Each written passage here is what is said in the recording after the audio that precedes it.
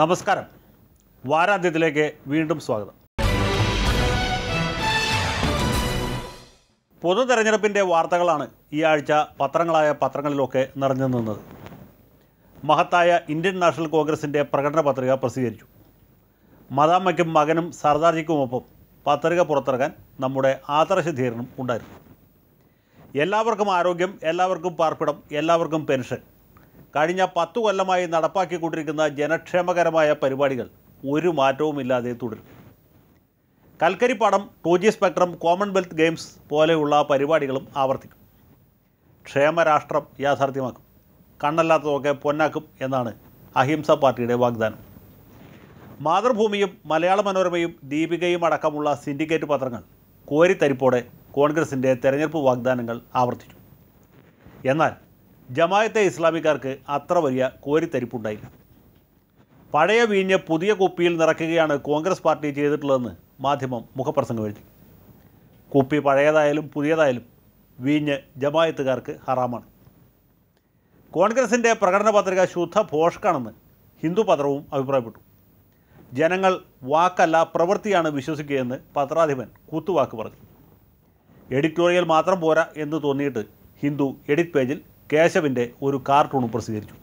കോൺഗ്രസിൻ്റെ പരാജയം സുനിശ്ചിതമാണെന്ന് മാധ്യമത്തിനും ഹിന്ദുവിനും മാത്രമല്ല, ഇന്നാട്ടിലെ കൊച്ചുകുട്ടികൾക്ക് വരെ അറിയാം. ദീപികയ്ക്കും മലയാള മനോരമയ്ക്കും മാതൃഭൂമിക്കും അതറിയാത്തതല്ല.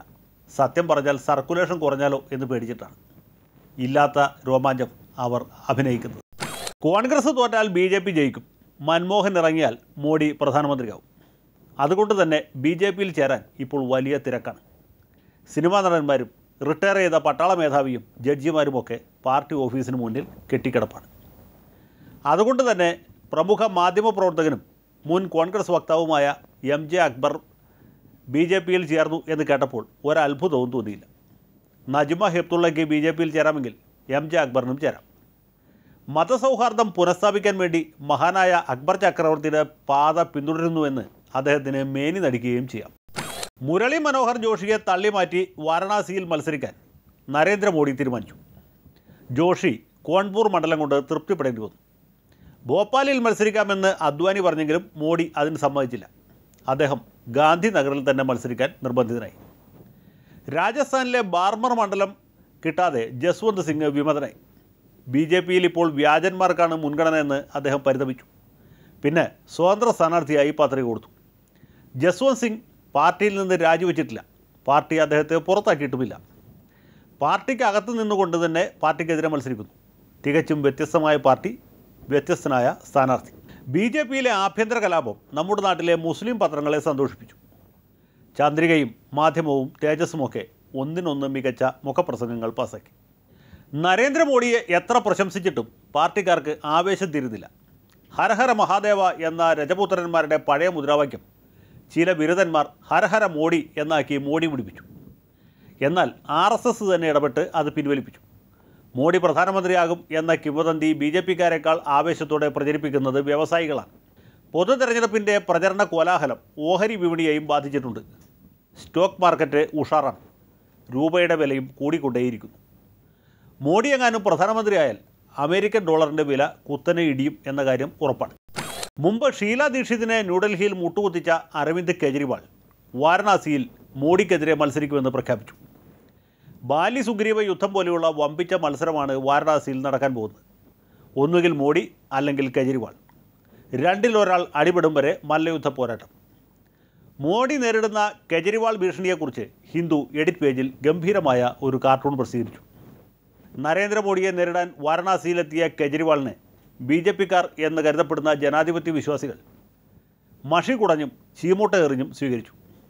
BJPക്കാരുടെ സ്ഥാനത്ത് കോൺഗ്രസ്സുകാരായിരുന്നെങ്കിൽ നായ്ക്കുറണപ്പൊടി പ്രയോഗിക്കുമായിരുന്നു. ഇതിനാണ് നമ്മൾ പ്രതിപക്ഷ വ്യവഹാരം എന്ന് പറയുന്നത്. BJPയുടെ മുന്നേറ്റം തടയാൻ ഏറ്റവും ഫലപ്രദമായ മാർഗം നിർദ്ദേശിച്ചത് NCP നേതാവും കേന്ദ്രമന്ത്രിയുമായ ശരത് പവാറാണ്. ഓരോ NCPക്കാരും ഈ 2 വോട്ട് ചെയ്താൽ പ്രശ്നം തീർക്കാവുന്നതേ ഉള്ളൂ എന്ന് അദ്ദേഹം മൈക്ക് വെച്ച് പ്രസംഗിച്ചു. ചില കുബുദ്ധികൾ അത് കേട്ട് തെറ്റിദ്ധരിച്ചു. പവാർജിക്കെതിരെ തെരഞ്ഞെടുപ്പ് കമ്മീഷന് മുന്നിൽ പരാതി കൊടുത്തു. പവാറിൻ്റെ പവറിനെക്കുറിച്ച് ഒരു ധാരണയുമില്ലാത്തവരാണ് ഈ പരാതിക്കാർ എന്ന കാര്യം ഉറപ്പാണ്. കർണാടകയിലെ ശ്രീരാമസേന തലവൻ പ്രമോദ് മുത്താലിക്കിന് BJP അംഗത്വം നൽകിയെങ്കിലും പരാതി വന്നപ്പോൾ ആ മെമ്പർഷിപ്പ് റദ്ദാക്കി. മുത്താലിക്കിൻ്റെ ട്രാക്ക് റെക്കോർഡ് അത്ര നല്ലതല്ലെന്ന് അല്പം വൈകിയാണെങ്കിലും പാർട്ടി തിരിച്ചറിഞ്ഞു. ട്രാക്ക് റെക്കോർഡ് നോക്കിയിട്ടാണ് യെദ്യൂരപ്പ അടക്കമുള്ളവരെ പാർട്ടി തിരിച്ചെടുത്തത് എന്ന് വ്യക്തം. BJPക്കാർ മുൻ ക്രിക്കറ്റ് താരം നവജോത് സിംഗ് സിദ്ധുവിന് സീറ്റ് നിഷേധിച്ചു. അരുൺ ജെയ്റ്റ്ലിയാണ് അമൃത്സറിൽ മത്സരിക്കുന്നത്. കഴിഞ്ഞ തവണ UPയിലെ മൊറാദാബാദിൽ നിന്ന് ജയിച്ച മുൻ ക്യാപ്റ്റൻ മുഹമ്മദ് അസറുദ്ദീൻ പിന്നീട് ആ വഴിക്ക് പോയിട്ടേയില്ല. മൊറാദാബാദുകാരെ പേടിച്ച് ഇത്തവണ അദ്ദേഹം രാജസ്ഥാനിലെ ടോങ്കിലാണ് ജനവിധി തേടുന്നത്. അടുത്ത തവണ മധ്യപ്രദേശിലോ ഒറീസയിലോ മറ്റേതെങ്കിലും മണ്ഡലത്തിൽ മാറ്റുരയ്ക്കാനാണ് സാധ്യത. മീററ്റിൽ ഒരു പീതാംബര കുറുപ്പ്. കോൺഗ്രസ് സ്ഥാനാർത്ഥിയായി പാർലമെൻറ്റിലേക്ക് മത്സരിക്കുന്ന മുൻകാല തമിഴ് നടി നഗ്മയെ സ്ഥലത്തെ കോൺഗ്രസ് MLA പരസ്യമായി ചുംബിച്ചു. ശ്വേത മേനോൻ്റെ അനുഭവം മുന്നിലുള്ളതുകൊണ്ട് നഗ്മ പരാതിപ്പെടാനൊന്നും പോയില്ല. കോൺഗ്രസ്സുകാരുടെ തറവാട്ട് പാരമ്പര്യം അറിയാവുന്നതുകൊണ്ട് ആർക്കും അതിൽ അത്ഭുതവും തോന്നിയില്ല. മുൻ കേന്ദ്രമന്ത്രി MK അഴഗിരിക്ക് സിറ്റിംഗ് സീറ്റ് നിഷേധിച്ച തലൈവർ കരുണാനിധി അദ്ദേഹത്തെ പാർട്ടിയിൽ നിന്ന് പുറത്താക്കുകയും ചെയ്തു. സ്റ്റാലിനോടുള്ള അന്ധമായ സ്നേഹമാണ് കലൈഞ്ചറെ കൊണ്ട് ഈ കടുകൈ ജയിച്ചത്. കരുണ ഇനി അദ്ദേഹത്തിൻ്റെ പേരിൽ മാത്രമേ ബാക്കിയുള്ളൂ. തെരഞ്ഞെടുപ്പ് പ്രമാണിച്ച് രാജ്യത്ത് വൻതോതിൽ കരിമരുന്ന് പ്രയോഗം നടത്താൻ ഉഗ്രവാദികൾ തീരുമാനിച്ചതായി വാർത്തയുണ്ട്. വഖാസ് എന്ന തൂലികാനാമത്തിൽ അറിയപ്പെടുന്ന സിയാവുർ റഹ്മാനെ നിയമപാലകർ രാജസ്ഥാനിൽ നിന്ന് പൊക്കി. നരേന്ദ്രമോദിയെ കൊല്ലാൻ വേണ്ടിയാണത്രേ അദ്ദേഹം തമ്പടിച്ചിരുന്നത്. വഖാസ് കുറച്ചു കാലം മൂന്നാറിൽ സുഖവാസം നടത്തിയതായും വാർത്തയിൽ കാണും. വഖാസിൻ്റെ അറസ്റ്റ് സകല പത്രത്തിലും വലിയ വാർത്തയായി. മാധ്യമത്തിന് പോലും അത് മൂക്കാൻ കഴിഞ്ഞില്ല. വഖാസ് മൂന്നാറിൽ ഒളിച്ചു താമസിച്ചു എന്ന കാര്യത്തിനാണ് ദീപിക പത്രം പ്രാധാന്യം നൽകിയത്. കസ്തൂരി രംഗൻ റിപ്പോർട്ട് എന്നതിനെ പോലെ തീവ്രവാദത്തെയും എതിർക്കാൻ കത്തോലിക്ക തിരുസഭ പ്രതിജ്ഞാബദ്ധമാണ്. തീവ്രവാദ ഭീഷണിക്കെതിരെ കർക്കശമായ നിലപാട് സ്വീകരിക്കണം എന്നാവശ്യപ്പെട്ട് സിൻഡിക്കേറ്റ് പത്രങ്ങൾ എഡിറ്റോറിയൽ പാസായി. പ്രശ്നം അവിടം കൊണ്ട് തീർന്നില്ല. ഇന്ത്യൻ മുജാഹിദീൻ്റെ തലവനെന്ന് കരുതപ്പെടുന്ന തെഹ്സീൻ അക്തറയും പോലീസ് പൊക്കി. ആ വാർത്ത മാധ്യമങ്ങളിൽ മത്തങ്ങയായി. ജന്മഭൂമിക്കും മാതൃഭൂമിക്കും ദീപികയ്ക്കുമായിരുന്നു ഏറ്റവും ആവേശം. മനുഷ്യാവകാശ പ്രവർത്തകർ അരയും തലയും മുറുക്കി രംഗത്തിറങ്ങേണ്ട സമയം അതിക്രമിച്ചു. അല്ലെങ്കിൽ ഇന്ത്യ പോലീസ് സ്റ്റേറ്റായി മാറും. മനസമാധാനത്തോടെ ബോംബ് വയ്ക്കാൻ പോലും പറ്റാത്ത സ്ഥിതിയുണ്ടാകും. ഇത്രയും പറഞ്ഞതുകൊണ്ട് തീവ്രവാദികൾക്ക് ഈ ജനാധിപത്യ പ്രക്രിയയിൽ വിശ്വാസമില്ലെന്ന് ആരും തെറ്റിദ്ധരിക്കരുത്. ജർമ്മൻ ബേക്കറി കേസിൽ വധശിക്ഷയ്ക്ക് വിധിക്കപ്പെട്ട ഹിമായത് ബേഗ് ഔറംഗാബാദിൽ നിന്ന് മത്സരിക്കാൻ ഉദ്ദേശിക്കുന്നു. ബഹുജൻ മുക്തി പാർട്ടിയുടെ സ്ഥാനാർത്ഥിയാണ് അദ്ദേഹം. വരണാധികാരി എങ്ങാനും പത്രിക തള്ളിയാൽ സുപ്രീം കോടതിയെ സമീപിക്കാനും അദ്ദേഹത്തിന് പരിപാടിയുണ്ട്. എല്ലാ തീവ്രവാദികളുടെയും അവസാന ആശാകേന്ദ്രമായ നീതിപീഠം അദ്ദേഹത്തിന് നീതി ലഭ്യമാക്കും തീർച്ച. കേരളത്തിലും തെരഞ്ഞെടുപ്പ് ഉത്സവം ജില്ലായി നടക്കുകയാണ്. 269 സ്ഥാനാർത്ഥികളാണ് മത്സരരംഗത്ത് ഉറച്ചു നിൽക്കുന്നത്. പ്രധാന മത്സരം UDFും LDFും തമ്മിലാണ്. BJPയുടെയും ആം ആദ്മിയുടെയും സ്ഥാനാർത്ഥികളുമുണ്ട്. എരിയും വെയിലത്ത് കയ്യിലും കുത്തി നടക്കുന്ന മറ്റ് സ്ഥാനാർത്ഥികളും ഉണ്ട്. UDF സ്ഥാനാർത്ഥികൾ എല്ലാവരും പൊന്നിൻ കുടങ്ങളാണ് എന്ന മുൻ പ്രസ്താവന അല്പമൊന്ന് ഭേദഗതി ചെയ്യാൻ PC ജോർജ് തയ്യാറായി. ഇടുക്കിയിലെ ഡീൻ കുര്യാക്കോസ് പൂശുകുടമാണെന്ന് തിരുത്തി പറഞ്ഞു. പത്തനംതിട്ടയിലെ ആൻ്റണി മൺകുടമാണെന്നും ജോർജിന് അഭിപ്രായമുണ്ട്.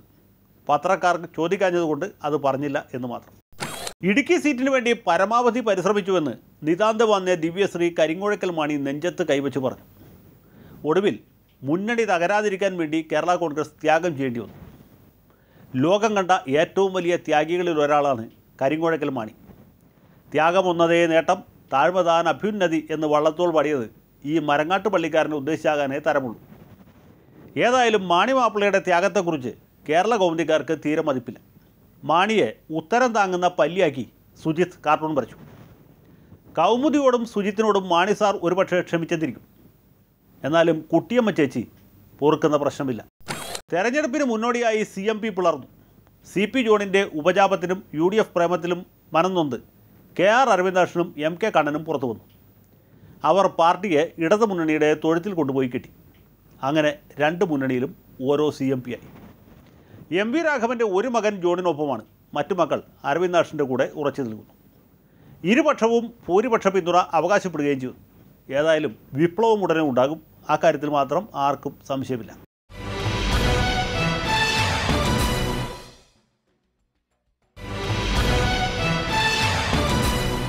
സുനന്ദ പുഷ്കറുടെ ആന്തരാവയവ പരിശോധന കഴിഞ്ഞ് കെമിക്കൽ റിപ്പോർട്ട് പുറത്തു വന്നു. വിഷം ഉള്ളിൽ ചെന്നിട്ടല്ല ആയമ്മ മരിച്ചത് എന്ന് വ്യക്തമായി. മരണകാരണം പിന്നെ എന്തായിരുന്നുവെന്ന് സാക്ഷാൽ യമധർമ്മനും അദ്ദേഹത്തിൻ്റെ കണക്കപ്പുള്ള ചിത്രഗുപ്തനും മാത്രമേ അറിയാവൂ. പോലീസ് അന്വേഷണം മുറ പോലെ നടക്കുന്നു. പണ്ട് മൂവാറ്റുപുഴ RDOയുടെ കേസിലെന്ന പോലെ മരണകാരണം പ്രാണൻ പോയതാണെന്ന് ഒടുവിൽ അന്വേഷണ ഉദ്യോഗസ്ഥർ കണ്ടെത്തും. സംശയം വേണ്ട. അതിനിടെ ശശി തരൂർ നായർ സ്ത്രീകളെ ഒന്നടങ്കം അവഹേളിച്ചതായും ആവലാതി ഉയർന്നു. അദ്ദേഹത്തിൻ്റെ ഗ്രേറ്റ് ഇന്ത്യൻ നോവൽ എന്ന പുസ്തകത്തിലാണ് ആക്ഷേപകരമായ പരാമർശമുള്ളത്. തരൂർ എന്തുകൊണ്ട് 3 തവണ വിജാതീയ വിവാഹത്തിന് നിർബന്ധിതനായി എന്നതിൻ്റെ രഹസ്യവും ഇതോടെ പുറത്തു വന്നു. തെരഞ്ഞെടുപ്പിൻ്റെ ബഹളത്തിനിടയിൽ സഖാബ് AKജിയുടെ ചരമദിനം വലിയ ആഘോഷങ്ങളൊന്നുമില്ലാതെ കടന്നുപോയി. പാർട്ടി പത്രം 1-ാം പേജിൽ സഖാബിൻ്റെ ചിത്രം പ്രസിദ്ധീകരിച്ചു. പാവങ്ങളുടെ പടത്തലവനെക്കുറിച്ച് പണക്കാരുടെ പടത്തലവൻ എഴുതിയ ലേഖനം എഡിറ്റ് പേജിലും പ്രസിദ്ധീകരിച്ചു. യാദൃച്ഛികമെന്നേ പറയാവൂ, AKജിയുടെ ചരമദിനം തന്നെയാണ് CK ചന്ദ്രപ്പൻ്റെയും ചരമദിനം. ജനയുഗത്തിൻ്റെ എഡിറ്റ് പേജിൽ മനുഷ്യസ്നേഹിയായ വിപ്ലവകാരിയെക്കുറിച്ച് പന്ന്യൻ രവീന്ദ്രൻ ലേഖനം എഴുതിയത് ഒഴിച്ചാൽ തെരഞ്ഞെടുപ്പിൻ്റെ തിരക്കിൽ പാർട്ടിക്കാർ CKയെ വിസ്മരിച്ചു. എന്നാൽ സഖാവ് ബിനോയ് വിശ്വം തൃശ്ശൂരെ പാർട്ടി ഓഫീസിൻ്റെ വളപ്പിൽ ഒരു അശോകത്തൈ നടാൻ സമയം കണ്ടെത്തി. പിറ്റേന്ന് ജനയുഗം ആ വാർത്ത പ്രസിദ്ധീകരിക്കുകയും ചെയ്തു. കുപ്രസിദ്ധമായ പറവൂർ പീഡന കേസിലെ അന്വേഷണ ഉദ്യോഗസ്ഥരെ മാറ്റി. സ്പെഷ്യൽ പ്രോസിക്യൂട്ടറെ മാറ്റാനും ആലോചന നടക്കുന്നു. 1000 നിരപരാധികൾ രക്ഷപ്പെട്ടാലും ഒരൊറ്റ കുറ്റവാളിയും ശിക്ഷിക്കപ്പെടരുത് എന്ന കാര്യത്തിൽ പുതിയ ആഭ്യന്തരമന്ത്രിക്ക് നല്ല നിർബന്ധമുണ്ട്. അതുതന്നെ കാരണം. അബ്ദുൾ നാസർ മദനിക്ക് ജാമ്യം കൊടുക്കരുതെന്ന് കർണാടക സർക്കാർ സുപ്രീം കോടതിയിൽ വീണ്ടും വാദിച്ചു. മദനിക്ക് ആരോഗ്യ പ്രശ്നമൊന്നും ഇല്ലെന്നും ടിയാൻ ഇല്ലാത്ത രോഗം അഭിനയിക്കുകയാണെന്നും കൂട്ടിച്ചേർത്തു. കർണാടക സർക്കാരിൻ്റെ നിലപാട് ജന്മഭൂമി ആവേശത്തോടെയും മാധ്യമം തേജസ് പത്രങ്ങൾ അമർഷത്തോടെയും റിപ്പോർട്ട് ചെയ്തു. പരമോന്നത നീതിപീഠം മദനിക്ക് വീണ്ടും ജാമ്യം നിഷേധിച്ചു. ടിയാനെ ഉടനെ ആശുപത്രിയിലാക്കി ചികിത്സിക്കാൻ ഉത്തരവിടുകയും ചെയ്തു. അങ്ങനെ ഇരു കൂട്ടരും ഓരോ ഗോളടിച്ച് കളി വീണ്ടും സമനിലയിൽ കലാശിച്ചു. മുഖ്യമന്ത്രിയുടെ മുൻ ഗൺമാൻ സലിം രാജ് ഉൾപ്പെട്ട കടകംപള്ളി കളമശ്ശേരി ഭൂമി തട്ടിപ്പ് കേസുകൾ CBIക്ക് വിടാൻ ഹൈക്കോടതി കൽപ്പിച്ചു. സംസ്ഥാന പോലീസ് നടത്തുന്ന അന്വേഷണം ഒട്ടും തൃപ്തികരമല്ല. CBI 9 മാസത്തിനകം അന്വേഷണം പൂർത്തിയാക്കി കോടതിയിൽ റിപ്പോർട്ട് കൊടുക്കണം. മുഖ്യനെയും അദ്ദേഹത്തിൻ്റെ ഓഫീസിനെയും കുറിച്ച് കോടതി നിശിതമായ വിമർശനം പാസാക്കി. മാധ്യമങ്ങൾ സ്വാഭാവികമായും അത് ആഘോഷിച്ചു. TV ചാനലുകൾ തത്സമയം ചർച്ച സംഘടിപ്പിച്ചു. പത്രങ്ങളും ഒട്ടും മോശമാക്കിയില്ല. പിണറായി വിജയൻ മുഖ്യമന്ത്രിയുടെ രാജി ആവശ്യപ്പെട്ടു. നാണമില്ലാത്തവനും ആനന്ദ് തമ്മിലുള്ള കഥ നിങ്ങൾക്കറിയാമല്ലോ എന്ന് അച്യുതാനന്ദൻ പരിഹസിച്ചു. പക്ഷേ ആദർശത്തിൻ്റെ ഹെഡ് ഓഫീസായ VM സുധീരൻ പ്രതിപക്ഷ നേതാക്കളെ അതിവേഗം ബഹുദൂരം പിന്നിലാക്കി. അദ്ദേഹം CBI അന്വേഷണത്തെ സ്വാഗതം ചെയ്തു. മുഖ്യമന്ത്രിക്കെതിരായ പരാമർശത്തെക്കുറിച്ച് മുഖ്യമന്ത്രി തന്നെ പ്രതികരിക്കട്ടെ എന്ന് കൂട്ടിച്ചേർത്തു. രാജൻ കേസിൽ ഹൈക്കോടതി നടത്തിയ പരാമർശത്തിൽ പിടിച്ച് കരുണാകരനെ കൊണ്ട് രാജിവെപ്പിച്ചവരാണ് ഉമ്മൻചാണ്ടിയും സുധീരനും. ഇപ്പോൾ അതിലും രൂക്ഷമായ പരാമർശമാണ് ഹൈക്കോടതി നടത്തിയിട്ടുള്ളത്. പക്ഷേ ഉമ്മൻചാണ്ടി ഒരു കാരണവശാലും രാജിവെക്കില്ല. ഏത് അവഹേളനവും സഹിച്ചും അദ്ദേഹം നമ്മെ സേവിക്കാൻ പ്രതിജ്ഞാബദ്ധനാണ്. കരുണാകരൻ്റെ ധാർമ്മികതയല്ല ഉമ്മൻചാണ്ടിയുടെ ധാർമ്മികത. ഉമ്മൻ്റെ ജീവിതമാണ് ഉമ്മൻ്റെ സന്ദേശം. കസ്തൂരി രംഗൻ റിപ്പോർട്ടിനെ ചൊല്ലിയുള്ള പുകിലും പൂക്കാറും ഇനിയും അടങ്ങിയില്ല. കരട് വിജ്ഞാപനം വന്നു എന്ന് കരുതി നവംബർ 13-ാം തീയതിയിലെ പഴയ വിജ്ഞാപനം റദ്ദായിട്ടില്ലെന്ന് കേന്ദ്ര സർക്കാർ ഗ്രീൻ ട്രിബ്യൂണൽ മുമ്പാകെ ബോധിപ്പിച്ചു. കേരള സർക്കാരിനോട് കൊതിക്കറിവുള്ള മാധ്യമങ്ങളും പ്രതിപക്ഷ നേതാക്കളും അത് വലിയ സംഭവമാക്കാൻ യത്നിച്ചു. ഉമ്മൻചാണ്ടി മലയോര കർഷകരെ വഞ്ചിച്ചുവെന്ന് മംഗളം മുതൽക്ക് അങ്ങോട്ടുള്ള പത്രങ്ങൾ ആരോപിച്ചു. എന്നാൽ ഈ ദുഷ്പ്രചരണത്തിന് കൂട്ടുനിൽക്കാൻ മലയാള മനോരമയും ദീപികയും കൂട്ടാക്കിയില്ല. ഗ്രീൻ ട്രിബ്യൂണൽ കരട് വിജ്ഞാപനത്തിൽ ഇടപെടാൻ വിസമ്മതിച്ചു എന്ന സദ്വാർത്തയാണ് ഇരു പത്രങ്ങളും പ്രാധാന്യത്തോടെ പ്രസിദ്ധീകരിച്ചത്. സ്തോത്രം, കർത്താവേ സ്തോത്രം. തൊടുപുഴ ന്യൂമാൻ കോളേജിൽ നിന്ന് പിരിച്ചുവിട്ട മലയാളം പ്രൊഫസർ TJ ജോസഫിനെ തിരിച്ചെടുത്തു. അദ്ദേഹം മാർച്ച് 28-ന് കോളേജിൽ തിരിച്ചെത്തി. 31-ാം തീയതി പെൻഷൻ പ്രായമെത്തി സർവീസിൽ നിന്ന് വിരമിക്കും. പ്രൊഫസറുടെ ഭാര്യ ആത്മഹത്യ ചെയ്തുകൊണ്ടാണ് കോതമംഗലം മെത്രാനും കോളേജ് മാനേജറും തെറ്റിദ്ധരുത്താൻ തയ്യാറായതെന്ന് ആരും തെറ്റിദ്ധരിക്കരുത്. ആത്മഹത്യയും തിരിച്ചെടുക്കലും തമ്മിൽ യാതൊരു ബന്ധവുമില്ല. സൂര്യന് താഴെ ഏതിനും ഒരു സമയമുണ്ട്. വിതയ്ക്കാൻ ഒരു കാലം, കൊയ്യാൻ ഒരു കാലം, കോളേജിൽ നിന്ന് പിരിച്ചുവിടാൻ ഒരു കാലം, തിരിച്ചെടുക്കാൻ വേറൊരു കാലം. സീറോ മലബാറിൽ നിന്ന് മറ്റൊരു സദ്വാർത്ത.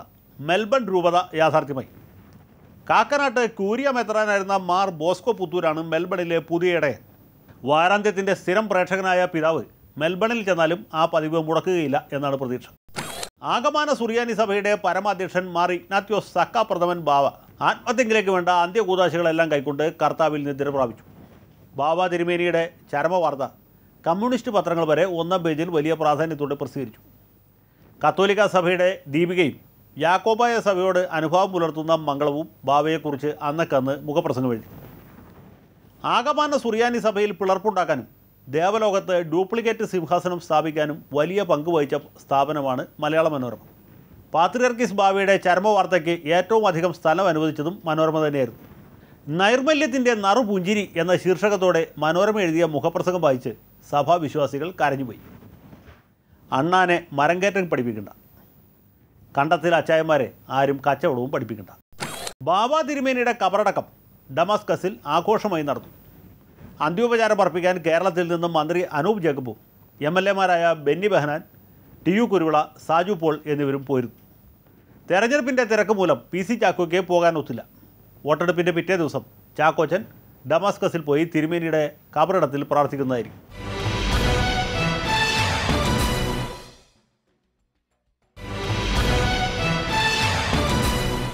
ഇനി വത്തിക്കാനിൽ നിന്ന് ഒരു സദ്വാർത്ത.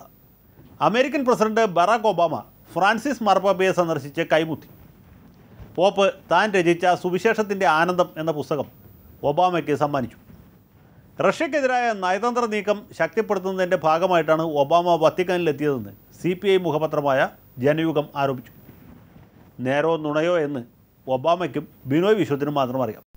മുഹമ്മദ് മുർസിയുടെ ആരാധകരായ 529 മുസ്ലിം ബ്രദർഹുഡുകാർക്ക് ഈജിപ്തിൽ വിചാരണ കോടതി വധശിക്ഷ വിധിച്ചു. സമീപകാലത്ത് ഇത് ആദ്യമായിട്ടാണ് ഒരു നീതിന്യായ കോടതി ഇത്രയധികം പേർക്ക് ഒറ്റയടിക്ക് വധശിക്ഷ വിധിക്കുന്നത്. മാർച്ച് 25-ാം തീയതി ഒട്ടുമിക്ക പത്രങ്ങളിലും ആ വാർത്ത നല്ല പ്രാധാന്യത്തോടെ അച്ചടിച്ചു വന്നു. മലയാള മനോരമയിൽ അതായിരുന്നു ഒന്നാമത്തെ തലവാചകം. മുസ്ലിം ബ്രദർഹുഡിനെ അകമഴിഞ്ഞ് സ്നേഹിക്കുന്ന മാധ്യമത്തിന് പോലും അത് ഒന്നാമത്തെ തലവാചകമാക്കാൻ കഴിഞ്ഞില്ല. പോയ ബുദ്ധി ആന പിടിച്ചാലും പോരില്ല. കോലാലംപൂരിൽ നിന്ന് ബെയ്ജിങ്ങിലേക്ക് പോയ മലേഷ്യൻ വിമാനത്തിൻ്റെ കാര്യം ഏറെക്കുറെ സുനന്ദ പുഷ്കറുടെ ദുരൂഹ മരണം പോലെ ഉത്തരം കിട്ടാത്ത കടങ്കഥയായി അവസാനിച്ചു. വിമാനത്തിന് എന്തു പറ്റി? ആരെങ്കിലും തട്ടിയെടുത്തതാണോ അതോ പൈലറ്റ് സ്വയം തട്ടിയെടുത്തതാണോ എന്ന കാര്യം ആഴ്ചകളോളം മാധ്യമങ്ങൾ ചർച്ച ചെയ്തു. തട്ടിയെടുത്ത വിമാനം ഉപയോഗിച്ച് തീവ്രവാദികൾ എവിടെ ആക്രമണം നടത്തും എന്ന ആശങ്കയും നിലനിന്നു. അപ്പോഴേക്കും വിമാനത്തിൻ്റെ അവശിഷ്ടങ്ങൾ ഓസ്ട്രേലിയൻ തീരത്തിന് പടിഞ്ഞാറ് ഇന്ത്യൻ മഹാസമുദ്രത്തിൽ കണ്ടെത്തി. മലേഷ്യൻ സർക്കാരും അക്കാര്യം സ്ഥിരീകരിച്ചു. മലേഷ്യയിൽ നിന്ന് വടക്കോട്ട് പറന്ന വിമാനം എങ്ങനെ തെക്ക് പടിഞ്ഞാറ് ഇന്ത്യൻ മഹാസമുദ്രത്തിൽ പതിച്ചു എന്ന കാര്യം ഇപ്പോഴും വ്യക്തമല്ല. വിമാനം അപകടത്തിൽപ്പെട്ടു എന്ന കാര്യം അംഗീകരിക്കാൻ ചൈനീസ് സർക്കാരും മരിച്ചവരുടെ ബന്ധുക്കളും കൂട്ടാക്കിയിട്ടുമില്ല. മലേഷ്യൻ വിമാനത്തിൻ്റെ ദുരൂഹമായ തിരോധാനമാണ് ടൈം മാഗസിൻ്റെ കവർ സ്റ്റോറി. സമഗ്രമായും അതേസമയം കാര്യമാത്ര പ്രസക്തമായും എങ്ങനെ വാർത്തകൾ റിപ്പോർട്ട് ചെയ്യാമെന്ന് മനസ്സിലാക്കാൻ നമ്മുടെ നാട്ടിലെ മാധ്യമപ്രവർത്തകർ ഇതൊന്ന് വായിക്കുന്നത് നന്നായിരിക്കും. വിശുദ്ധ അന്തോണീസ് പുണ്യാളൻ്റെ ഭരണത്തിന് കീഴിൽ യുദ്ധക്കപ്പലുകൾക്ക് മാത്രമല്ല യുദ്ധവിമാനങ്ങൾക്കും രക്ഷയില്ലാതായി. മലേഷ്യൻ വിമാനം തിരയാൻ പോയ ഇന്ത്യൻ എയർഫോഴ്സിൻ്റെ വിമാനം തിരിച്ചെത്തിയ ശേഷം പരിശീലന പറക്കലിനിടയിൽ ഗ്വാളിയോറിൽ തകർന്നു വീണു. അതിലുണ്ടായിരുന്ന 5 പേരും കൊല്ലപ്പെട്ടു. ആദർശധീരത തെളിയിക്കാൻ വേണ്ടി പുണ്യാളൻ രാജിവെക്കാൻ തയ്യാറാകുമോ എന്നാണ് ഇനി അറിയാൻ ബാക്കിയുള്ളത്. ശ്രീനിവാസൻ മുതലാളിക്ക് BCCI ചെയർമാനായി തുടരാൻ അർഹതയില്ലെന്ന് സുപ്രീം കോടതി കൽപ്പിച്ചു. ഒന്നുകിൽ രാജിവെക്കണം, അല്ലെങ്കിൽ പുറത്താക്കും. ഇന്ത്യ രാജ്യത്തെ എണ്ണപ്പെട്ട മുതലാളിമാരിൽ ഒരാളാണ് N. ശ്രീനിവാസൻ. സുപ്രീം കോടതിയുടെ പിത്തലാട്ടം കേട്ട് പേടിക്കുന്നയാളല്ല. സ്ഥാനമൊഴിയാൻ തനിക്ക് മനസ്സില്ലെന്ന് അദ്ദേഹം വ്യക്തമാക്കി. സുപ്രീം കോടതിയും വിട്ടുകൊടുത്തില്ല. മുൻകാല ഓപ്പണിംഗ് ബാറ്റ്സ്മാനും മുൻ ക്യാപ്റ്റനുമായ സുനിൽ ഗാവസ്കറെ ക്രിക്കറ്റ് കൺട്രോൾ ബോർഡിൻ്റെ വർക്കിംഗ് പ്രസിഡന്റായി നിയമിച്ചു. ഇന്ത്യൻ പ്രീമിയർ ലീഗ് നടത്താനുള്ള ചുമതല അദ്ദേഹത്തെ ഏൽപ്പിച്ചു. അതേസമയം ഒത്തുകളി ആരോപണം നേരിടുന്ന Chennai super Kings, Rajasthan Royals ടീമുകളെ IPL പങ്കെടുക്കാൻ അനുവദിച്ചു. മഹേന്ദ്ര സിംഗ് ധോണിക്കും വിലക്കില്ല. ശ്രീനിവാസൻ ഉണ്ടെങ്കിലും ഇല്ലെങ്കിലും ഒത്തുകളിക്കും വാതുവെപ്പിനും തടസ്സമുണ്ടാക്കാൻ ജഡ്ജിമാർ സമ്മതിക്കില്ല. ശ്രീനിവാസന് മാത്രമല്ല, മുതലാളിമാർക്ക് പൊതുവെ ഇപ്പോൾ അത്ര നല്ല കാലമല്ല. സർക്കാർ ഉദ്യോഗസ്ഥന് കൈക്കൂലി കൊടുക്കാൻ ശ്രമിച്ച കേസിൽ ഗൾഫാർ മുഹമ്മദ് അലിയെ ഒമാനിലെ കോടതി 15 കൊല്ലം തടവിനും വലിയൊരു സംഖ്യ പിഴയടക്കാനും ശിക്ഷിച്ചിട്ട് അധികം ദിവസമായില്ല. പക്ഷേ നമ്മുടെ യൂസഫ് അലി മുതലാളിയുടെ വ്യാഴം 7-ലും ശുക്രൻ 12-ലും തുടരുന്നു. അദ്ദേഹത്തെ കുവൈറ്റിലെ ഇന്ത്യൻ ബിസിനസ് കൗൺസിൽ പുരസ്കാരം നൽകി ആദരിച്ചു. വാർത്ത മാർച്ച് 24-ാം തീയതി മാധ്യമത്തിൽ മാത്രമേ കണ്ടുള്ളൂ. മുമ്പ് ഇതുപോലെയുള്ള ബിസിനസ് വാർത്തകൾ വഴിത്തിരിവ് പത്രം തീരെ പ്രസിദ്ധീകരിച്ചിരുന്നില്ല. ഇപ്പോൾ മാധ്യമവും ബിസിനസ് പഠിച്ചു. നല്ല കാര്യം. മലയാള സിനിമയിൽ പുതിയൊരു വഴിത്താര വെട്ടിത്തെളിച്ച P. രാമദാസ് ദിവംഗതനായി. സത്യജിത് റായ് പഥേർ പാഞ്ചാലി നിർമ്മിച്ച 1955-ലാണ് രാമദാസ് മലയാളത്തിലെ ആദ്യ നിയോ റിയലിസ്റ്റ് ചിത്രമായ ന്യൂസ് പേപ്പർ ബോയ് ഒരുക്കിയത്. റായിയെ സഹായിക്കാൻ ബംഗാൾ മുഖ്യമന്ത്രി BC റോയ് ഉണ്ടായിരുന്നു. അത്രയും ഹൃദയവിശാലത പട്ടം തണുപിള്ളയ്ക്കോ പനമ്പള്ളി ഗോവിന്ദമേനോ ഉണ്ടാകാഞ്ഞതുകൊണ്ട് പാവം രാമദാസ് സിനിമാ രംഗത്ത് നിന്ന് പിന്മാറേണ്ടതായി വന്നു.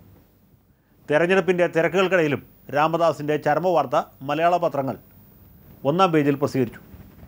മാതൃഭൂമിയുടെ എഡിറ്റ് പേജിൽ ഷൺമുഖദാസ് നല്ലൊരു അനുസ്മരണവും പാസാക്കി.